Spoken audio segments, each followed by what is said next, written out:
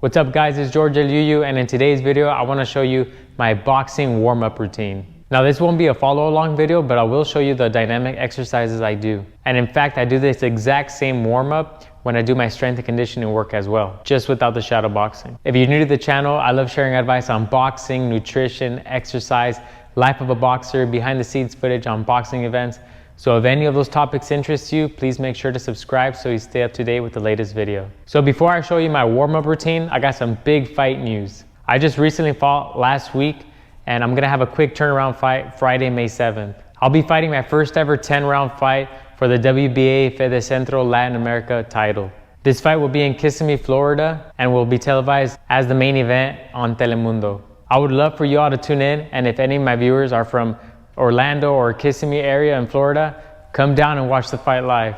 All right, let me show you my warm-up routine. This takes me about 20 minutes. Before I warm up, I have my hand wraps already on and ready. That way I stay warm and not cool down. So there are three main reasons why you should properly warm up before training. So the first reason is actually to wake up and create some heat. Usually for me, boxing is the first training session of the day because that's my main goal, to be a better boxer. Other fighters like to wake up early in the morning and go for a run, which is cool and something I may explore later on. But the times that I have tried it, I feel like I can't optimize my boxing training. But I know it's gonna come down to recovery and nutrition to run first thing in the morning. So since I haven't been as mobile in the morning, I have to do a proper warm-up before training to create some heat and loosen up my muscles. Second reason is to prevent or minimize the chances of injury. When you gradually warm up, you're telling your body to move. If you're cold and jump straight into a sprint or a spar or an explosive movement, there's a higher chance you may pull a muscle or get injured. So again, a proper warm-up will loosen up your muscles and prepare your joints for heavy impact training. The third reason is to be mentally prepared. I love having a routine. A lot of things in life are psychological. You can either tell yourself you're not ready or you are ready. When I warm up, I'm telling myself it's time to clock in. I also like to rehearse or visualize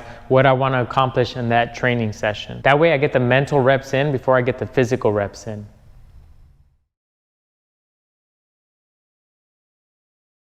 Okay, now let me show you my routine. The first thing I do after wrapping my hands is jump rope.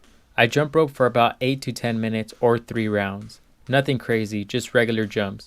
I like to jump rope because it forces my body to move. Sometimes it takes a while to get moving or motivated to train in the morning, but the great thing about jump rope is that the only way to actually jump rope is through movement. Majority of the muscles used while jumping rope are lower body muscles like calves, quads, glutes, but you also warm up your shoulders and back a bit. Every once in a while I like to throw in a cross or double jump, but that's once I feel warmed up and loose. By the time I'm done jumping rope, I have broken a sweat and now ready for my dynamic stretches.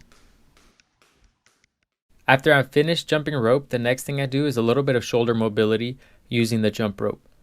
I fold the rope in half and grab both ends and pull apart, keeping the same tension this entire time. I hold the rope in front of me and raise it overhead, then backwards. I do this about 10 to 15 times. This helps me loosen up my shoulders and gives my chest a good stretch. Next, still using the jump rope, I do lunge and twist. Same tension pulling on both ends of the jump rope. I like this exercise because it's a multi-planar movement and engages my core when I do the rotations. I do a total of 10 walking lunges, 5 on each side. I rotate my body towards the lead leg. I don't rush these exercises. I focus on balancing myself before each movement. Make sure to brace and tighten your core before rotating your upper body. Next, I put the jump rope away and do a variation of an inchworm with a push-up.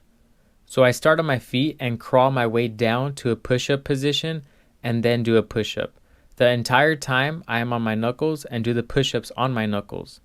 Couple of reasons why I do them on my knuckles and not on my palms.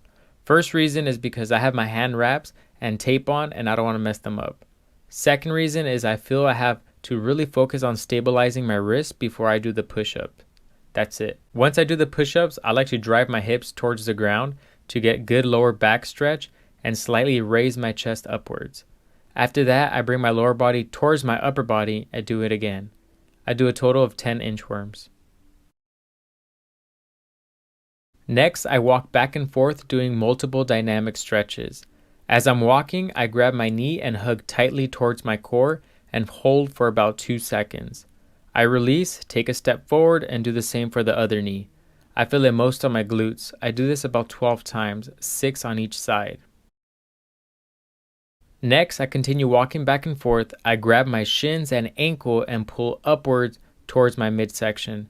Now be careful with this one and don't pull too hard or you might get a cramp. This exercise helps me loosen up my hips and also engages my glutes. There's a lot of glute action in these exercises, but I feel these are neglected by a lot of boxers.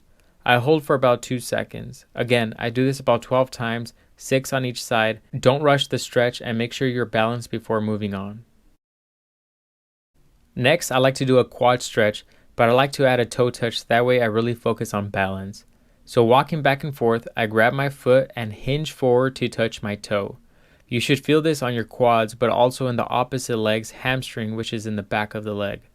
Make sure to do this exercise slow and controlled, that way you get a good stretch and simultaneously work on balance. I do this 12 times, 6 on each side. Next, as I continue walking back and forth, I kick my foot forward and up and touch the toes with the opposite hand. I start low, then gradually increase the kick height. You feel it all in your hamstrings and hips. I do this one about 16 times, 8 on each side, alternating as I walk back and forth. By now, my lower body is warmed up and prepped. I next will shadow box one round nice and light using mostly footwork and throwing minimal punches.